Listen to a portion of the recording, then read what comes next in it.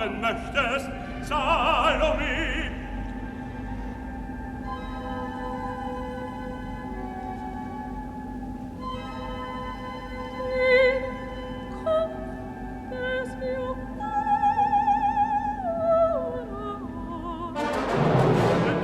This is one of the most disturbing and defining moments of the play Salome by Oscar Wilde.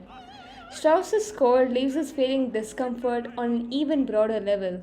How indeed does he tell us a story so decadent and vivid, not just of Salome, but also of the time he lived in?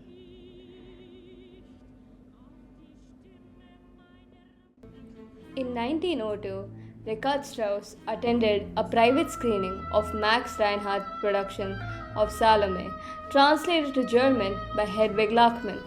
Despite being approached by many with possible libretto for him to score, Strauss had decided he was going to use Wilde's original French and even started writing the music to fit the French inflections.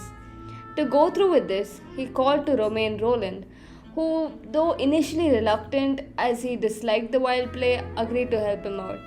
Their combined efforts resulted in a performance in 1907. However, the German version of this play premiered in 1905. Despite all these efforts, a French translation of the German fit perfectly, much better than Wilde's original text did. So the Wilde version disappeared. Today, however, the German version of the opera is the most popular. There have been many productions of it through the years. Strauss cut out much of the play he deemed irrelevant to the central plot. In his own words, purged the piece of purple passages to such an extent that it became a good libretto. Regardless, he maintains one aspect of the play that drove him to write the opera in the first place: the environment. According to Strauss, the true Oriental and Jewish colors were lacking in many operas that he had seen, like Samson and Delilah by Saint-Saëns and Nabucco by Verdi. He sought to truly represent these colors with his use of harmony to create a continuous flowing texture and with also the uses of dissonances. The music never stops, seamlessly flowing from one idea to another, functioning like a score for a movie. This works very well with Strauss's way of storytelling, which is the use of leitmotifs. He assigns these thematic ideas to characters and the emotions they feel. It is not just restricted to ideas, but also texture. One such motif is that of the Jews. The way they are represented tells us a lot about the German society during the time it was written. Here's an excerpt. Sie gleitet langsam dahin.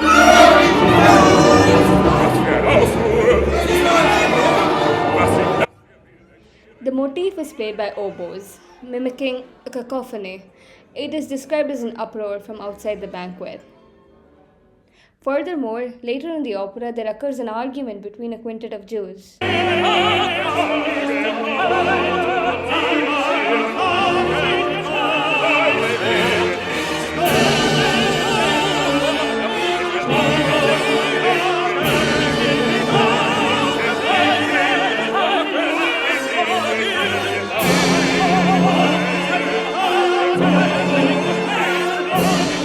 The contrapuntal aria is nearly unintelligible.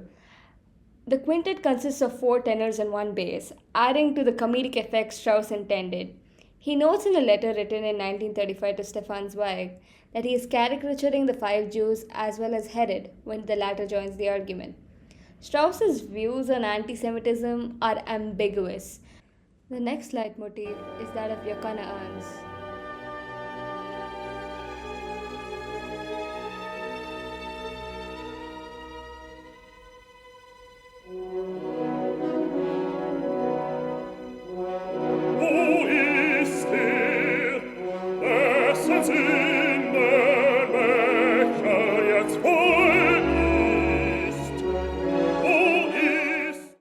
Prophet of the Lord, he is given importance.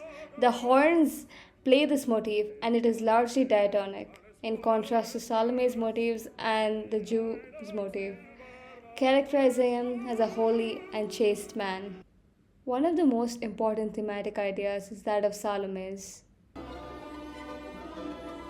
du sprachst böse Worte gegen mich, Salome, die Tochter der Herodias, Prinzessin von Judäa.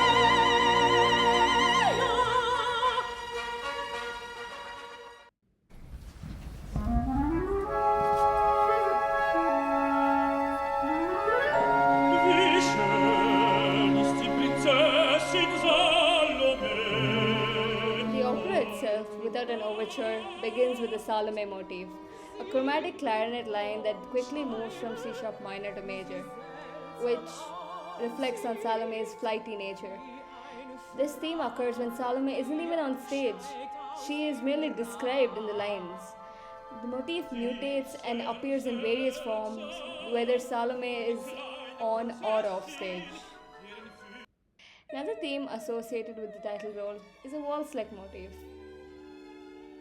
It is gentle and delicate, and as Narapod describes, who has little snow-white doves as feet. You'd fancy she was dancing. The central themes of Scene 3 and 4 of the opera is Salome's obsession with Yokanaan. As a result, these three motifs are ever present, mutating and building up to their maximum as the opera progresses.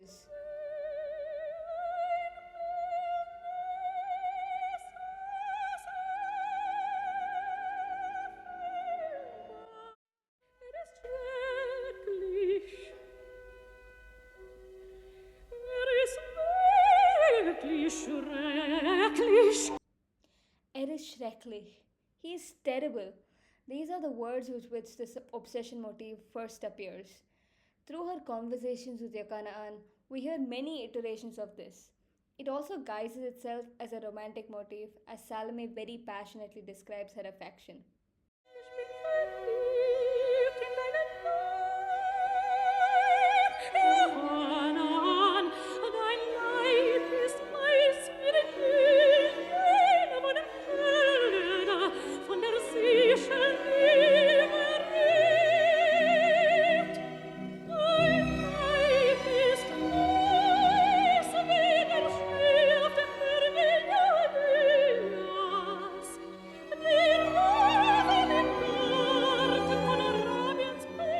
Strauss's implementation of these motifs make us feel the character's emotions.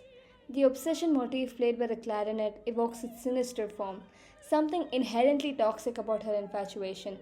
However, when Salome describes her love, it is played by strings, masking its true form. Similarly, the desire motif also is heard, played by the strings to characterize as her pure passion.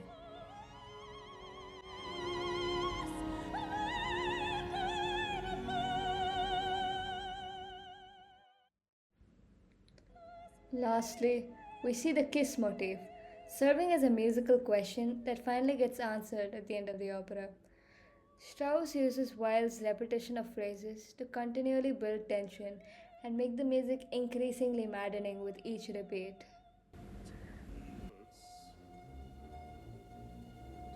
Tochter Babylons, Tochter Sodoms, niemals.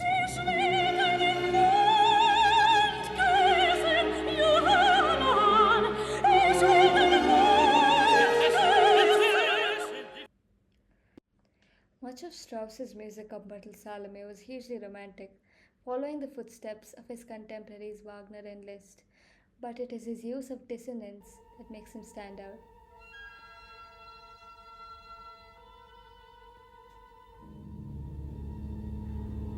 Arguably the most romantic aria and also the finale of Salome is a great example to showcase this. The aria starts with the obsession motif in a trill on the high winds, setting the tone and foreshadowing the horrors to come.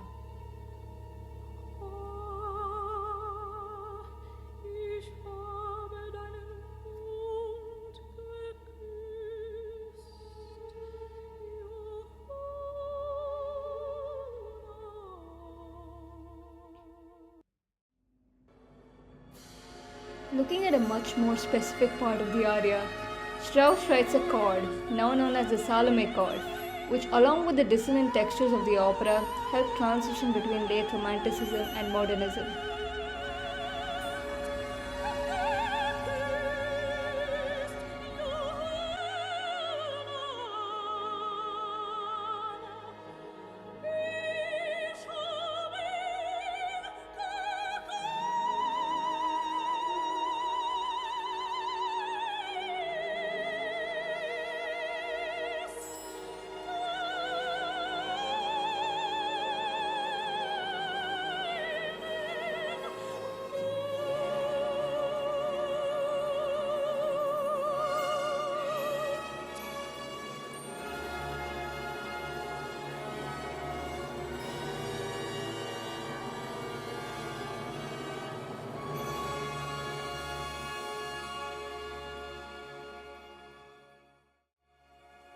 course, the piece moved back to its C-sharp tonality.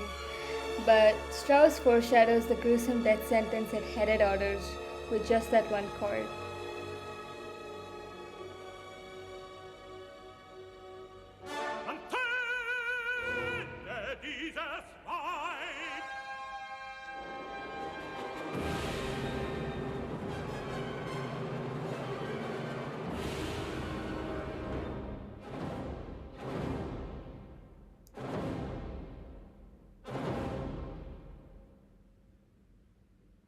The ending to this opera is abrupt and shocking, much like how it starts.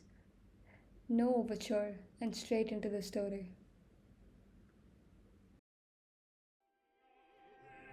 Salome is an elaborate tone poem, a turning point in opera, and influenced other 20th century operas like Wozzeck and Lulu by Alban Berg. It keeps us voyeurs captivated to the very end. Strauss's complex harmonic language works hand in hand with Wilde's rebellious decadence-filled play, both pushing boundaries.